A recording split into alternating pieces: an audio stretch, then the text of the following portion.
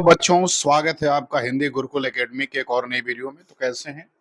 मुझे उम्मीद है कि आप स्वस्थ और मस्त होंगे और अपनी पढ़ाई को निरंतर जारी रखे होंगे। यदि आप हमारे चैनल पर पहली बार हैं तो आप इसको सब्सक्राइब करें, और यदि आपने सब्सक्राइब किया है तो लाइक और शेयर आप जरूर करें। तो यूपीपी के एग्जाम से संबंधित ये वीडियो है मेरी, और जिन बच्चों की परीक्षा 30 और 31 अगस्त को होने वाली है उनके लिए बहुत महत्वपूर्ण वीडियो है। तो मुझे उम्मीद है कि आपका पेपर जो है बेहतर होगा, अच्छा होगा। और यदि आपने हमारे इस पिछले वीडियो को नहीं देखा है तो आप हमारे चैनल पर जाएं और पिछली जितनी मेरी वीडियो पढ़ी उसे जरूर आप देखें, क्योंकि बहुत सारे प्रश्न वहां से आपको मिल जाएंगे। तो चलिए शुरू करते हैं आज की वीडियो और देखते हैं पहला सवाल क्या कह रहा है। पहला सवाल कह रहा है कि आद्य और अद्य शब्द का सही विकल्प वाला अर्थ क्या होगा। तो आपको ये बताना है कि अद्य और आद्य का जो विकल्प लिखा हुआ है इसमें आपको सही अर्थ बताना है। आद्य और अद्य, इसका सही अर्थ आपको किस विकल्प में दिखाई दे रहा है? वर्तमान भूत, पहला आज, मर्यादा, अनुचित और प्रकाश और वर्तमान। तो आपको बताना है कि कौन सा उत्तर इसमें सही हो जाएगा।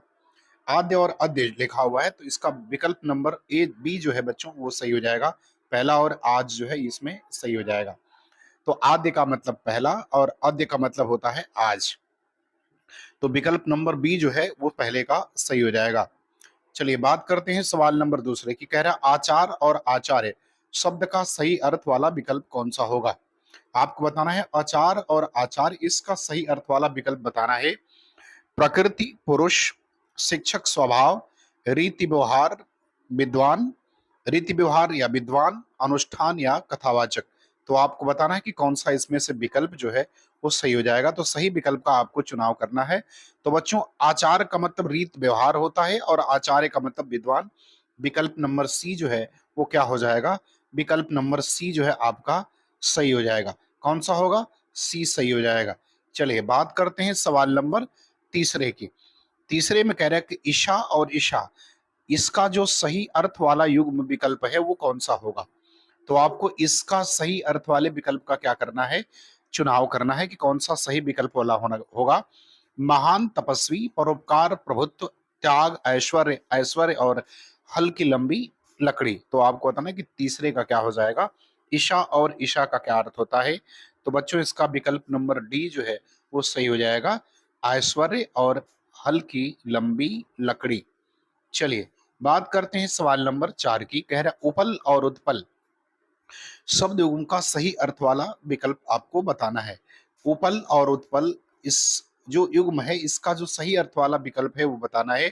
ओला, कमल, ऊपरी, पानी, जवाब, वर्षा, कमल या सवाल। तो आपको बताना है कि कौन सा इसका अर्थ जो है वो सही हो जाएगा। उपल और उत्पल, इसका अर्थ आपको बताना है। तो चौथे का बच्चों क्या हो जाएगा? उपल मने होता है ओला और उत्पल मने होता है कमल, अर्थात विकल्प नंबर एक वाला सही हो जाएगा। अर्थात ए विकल्प जो है वो आपका क्या होगा? करेक्ट हो जाएगा। चलिए बात करते हैं सवाल नंबर 5 में। कह रहा ऋत और ऋतु, इसका आपको अर्थ बताना है। ऋत और ऋतु शब्दों का सही अर्थ आपको चुनना है। मौसम, वर्षा, सत्य, मौसम, अनित्य, सर्दी, ईश्वर और गर्मी। तो आपको ये बताना है कि इसका उत्तर जो है सही क्या होगा, किस विकल्प में इसका उत्तर जो है वो सही लिखा हुआ है पांचवें का। तो ऋत माने सत्य होता है और ऋतु माने मौसम, मतलब विकल्प नंबर बी जो है वो सही हो जाएगा पांचवें का। कौन सा होगा? विकल्प नंबर बी जो है वो सही हो जाएगा। चलिए सवाल नंबर 6वें में कह रहा है कि उपमान और उपकार, इस शब्द युग्म का सही अर्थ वाला विकल्प कौन सा बनेगा। उपमान और उपकार, इसका सही अर्थ वाला विकल्प क्या बनेगा? उचित, भलाई, सत्य, साधन, तुलना, भलाई, वाणी और पतित। तो आपको बताना है कि उपमान और उपकार, तो बच्चों उपमान का मतलब तुलना होता है और उपकार माने भलाई होता है। तो 6वें का क्या हो जाएगा? 6वें का हो जाएगा विकल्प नंबर सी जो है ये क्या होगा? ये करेक्ट हो जाएगा आपका। तो 6वें का कौन सा होगा? 6वें का सी जो है वो सही हो जाएगा। चलिए बात करते हैं 7वें में। क्या कह रहे हैं? कर्ण और कर्ण, इस शब्द युग्म का सही अर्थ बताना है। किसका? कर्ण और कर्ण, इस शब्द युग्म का सही अर्थ बताना है। ऊपर, कर्ता, ऊपरी, इंद्र, कोण की भुजा, कारक, कान और साधन। तो आपको बताना है कि कर्ण और कर्ण, इस शब्द का सही अर्थ वाला विकल्प कौन होगा। तो आपको 7वें का उत्तर बताना है। तो बच्चों, कर्ण माने होता है कान और कर्ण में होता है साधन। विकल्प नंबर डी जो है वो आपका सही हो जाएगा। तो विकल्प डी सही होगा 7वें का।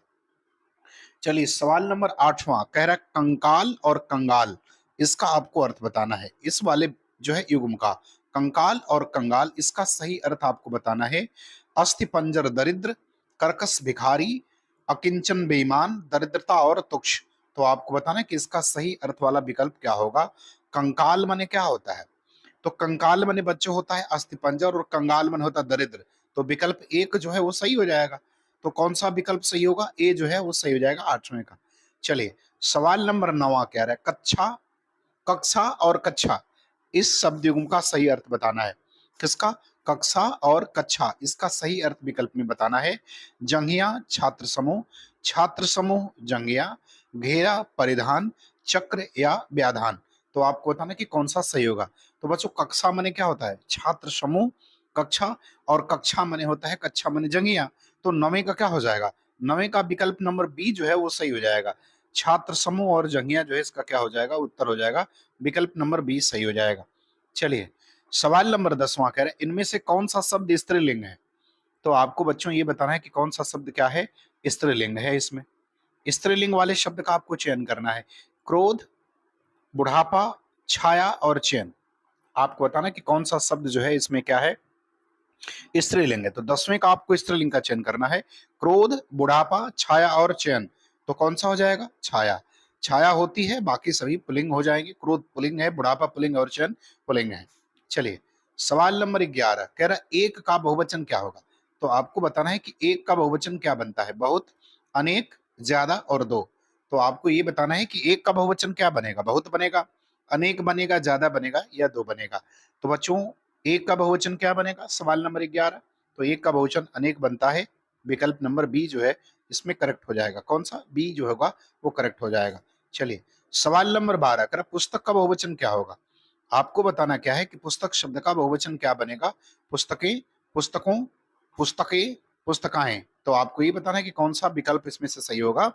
पुस्तक का बहुवचन क्या बनेगा है, तो 12 में बताना है कि पुस्तक का बहुवचन क्या बनेगा। तो बच्चों 12 में जो विकल्प बनेगा वो कौन सा बनेगा, वो एक विकल्प ए वाला बनेगा। पुस्तकें होता है पुस्तक का बहुवचन, क्या हो जाएगा, पुस्तकें हो जाएगा। चलिए सवाल नंबर 13 में क्या करें, कव्वाली शब्द में कौन सा लिंग है। कव्वाली में आपको लिंग बताना है कौन सा लिंग है, पुल्लिंग, स्त्रीलिंग, नपुंसक लिंग या उभय लिंग। तो आपको बताना कि कव्वाली क्या है, पुल्लिंग है, स्त्रीलिंग है, नपुंसक लिंग है या उभय लिंग है। तो बच्चों हिंदी में तो लिंग दो ही होते हैं, या तो पुल्लिंग होगा या तो स्त्रीलिंग होगा। तो कव्वाली शब्द क्या हो जाएगा, कव्वाली शब्द स्त्रीलिंग है, अर्थात विकल्प बी सही हो जाएगा। 13 का कौन सा होगा, बी सही हो जाएगा। चलिए सवाल नंबर 14 में देखिए क्या करें, कौन सा शब्द एक वचन तथा बहुवचन दोनों में प्रयोग हो सकता है। कह रहा है कि कौन सा शब्द जो है एक वचन और बहुवचन दोनों में प्रयोग हो सकता है। मुनि, बेटा, लड़का या बालिका। तो आपको ये बताना कि कौन सा शब्द जो है दोनों वचनों में प्रयोग किया जा सकता है। ए कह रहा है मुनि, बी कह रहा है बेटा, सी कह रहा है लड़का और डी कह रहा है बालिका। तो बच्चों इसमें मुनि शब्द जो है वो दोनों में प्रयोग किया जा सकता है। विकल्प एक जो है आपका सही हो जाएगा, ए वाला 14 का ए जो है वो करेक्ट आंसर हो जाएगा। चलिए सवाल नंबर 15 में कह रहा है चिड़िया का बहुवचन रूप क्या है। तो बच्चों आपको ये बताना है कि चिड़िया का बहुवचन रूप क्या बनेगा। चिड़िया, चिड़िया, सॉरी चिड़िया, चिड़ियों, चिड़ियाएं या चिड़िया। तो आपको बताना कि चिड़िया का बहुवचन रूप क्या बनेगा। ए कह रहा है चिड़िया, बी कह रहा है चिड़ियों, सी कह रहा है चिड़ियाएं और डी कह रहा है चिड़िया। तो बच्चों इसमें 15 का विकल्प कौन सा हो जाएगा, तो 15 का विकल्प एक वाला सही हो जाएगा, ए विकल्प, क्योंकि चिड़िया का बहुवचन चिड़िया होता है। तो 15 का ए सही हो जाएगा। चलिए सवाल नंबर 16 कह रहा है आयुष्मान शब्द का स्त्रीलिंग क्या है। आपको क्या बताना है, आपको बताना है कि आयुष्मान का स्त्रीलिंग क्या बनेगा। आयुष्मती, आयुष्मयी, आयुषी या आयुष्मयी। तो आपको बताना कि आयुष्मान का स्त्रीलिंग क्या बनेगा। तो 16 का विकल्प क्या हो जाएगा, 16 का विकल्प ए हो जाएगा, आयुष्मती बनेगा। क्या बनेगा, तो 16 का क्या बन जाएगा, 16 का बन जाएगा आपका ए विकल्प, अर्थात आयुष्मती बनेगा। तो विकल्प नंबर ए को जो है वो आपका सही हो जाएगा, ए 16 का।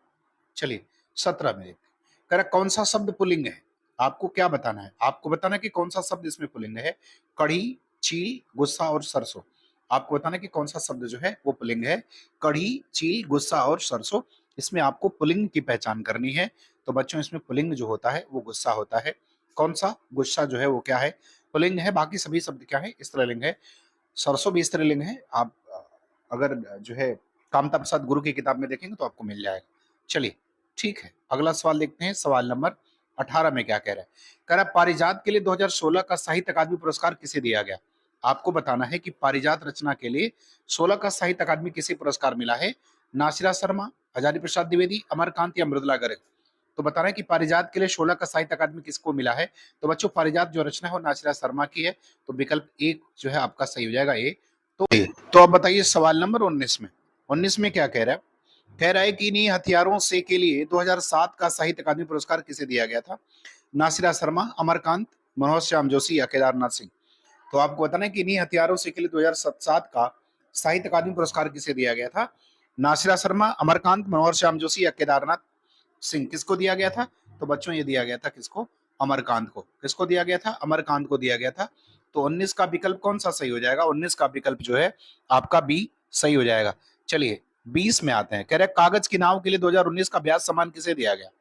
आपको ये बताना है कि कागज की नाव के लिए 19 का ब्याज सम्मान किसे दिया गया? अमरकांत, मनोहर श्याम जोशी, ममता कालिया या नासिरा शर्मा? तो आपको बताना है कि कागज की नाव के लिए 19 का ब्याज सम्मान किसे मिला? तो बच्चों कागज की नाव जो रचना है वो नासिरा शर्मा की है, तो विकल्प डी सही हो जाएगा। कौन सा? डी हो जाएगा।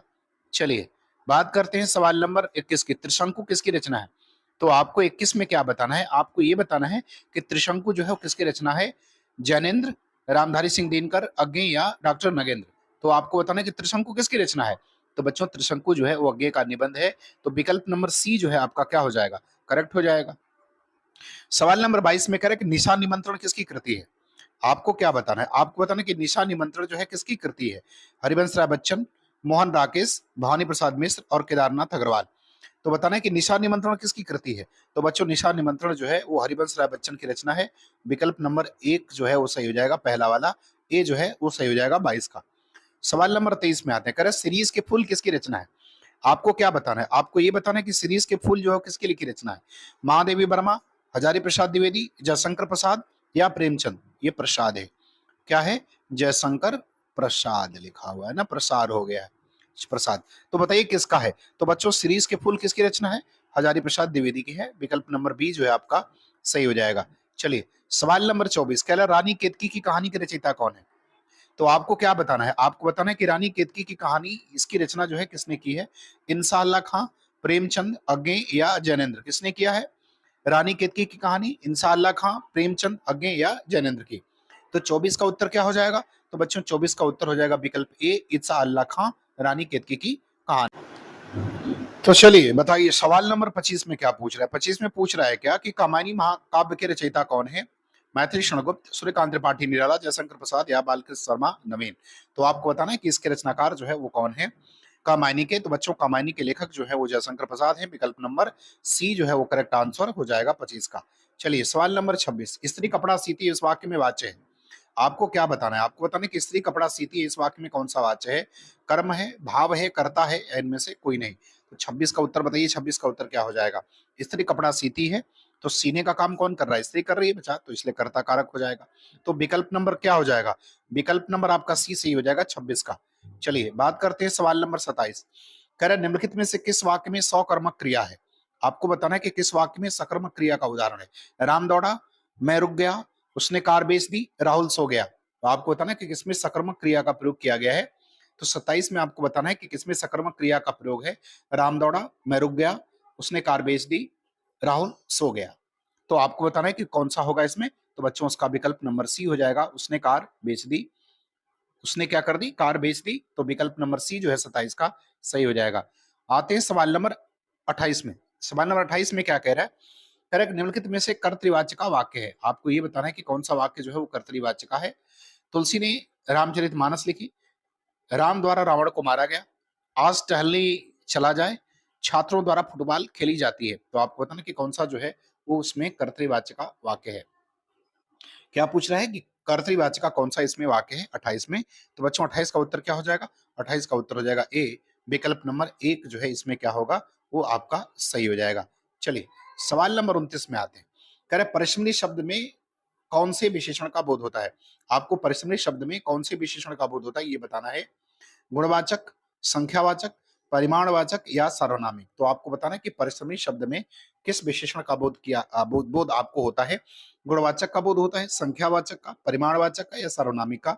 तो बच्चों परिश्रमी शब्द में किसका बोध होगा? गुणवाचक विशेषण का बोध होगा। विकल्प नंबर 1 जो है वो आपका सही हो जाएगा ए।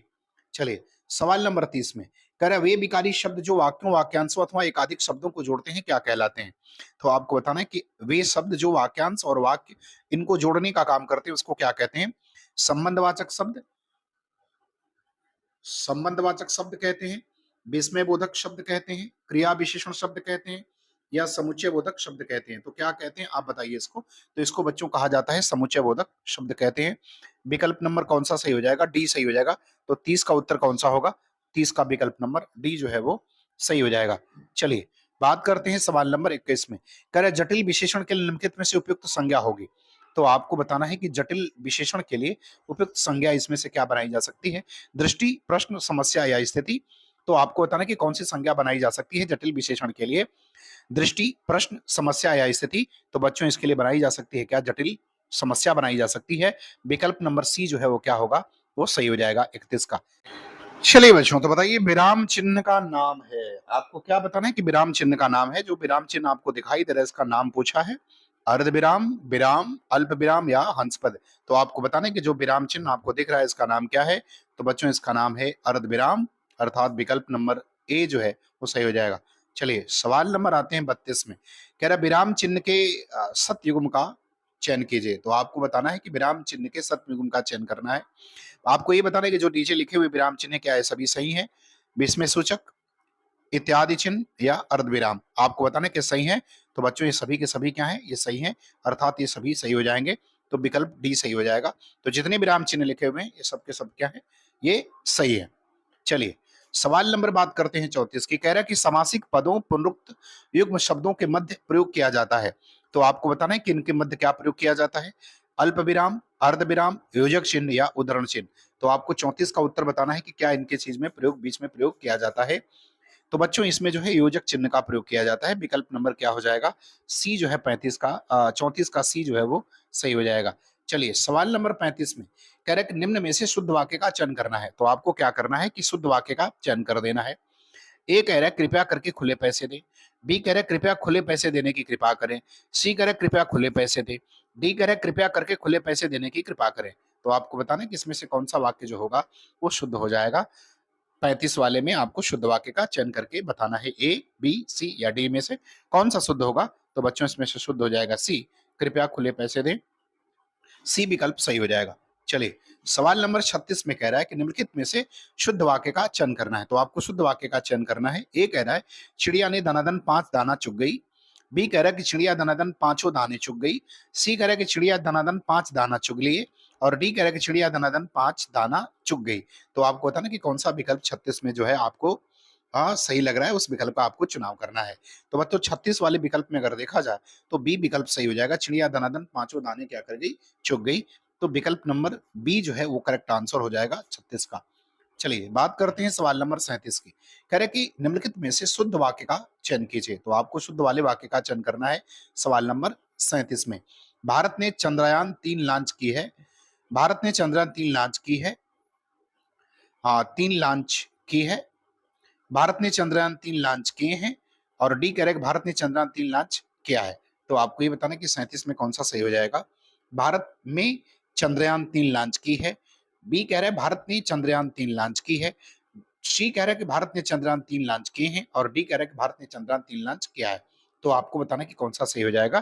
तो बच्चों 37 का विकल्प नंबर डी जो है वो करेक्ट हो जाएगा। भारत ने चंद्रयान 3 लॉन्च किया है। तो विकल्प नंबर डी जो है आपका सही हो जाएगा।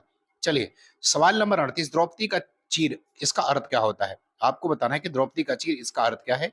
नारी का अपमान करना, शर्मनाक कार्य, कभी समाप्त न होना और सुंदर स्त्री। तो आपको बताना है कि द्रौपदी के चीर का अर्थ क्या होता है?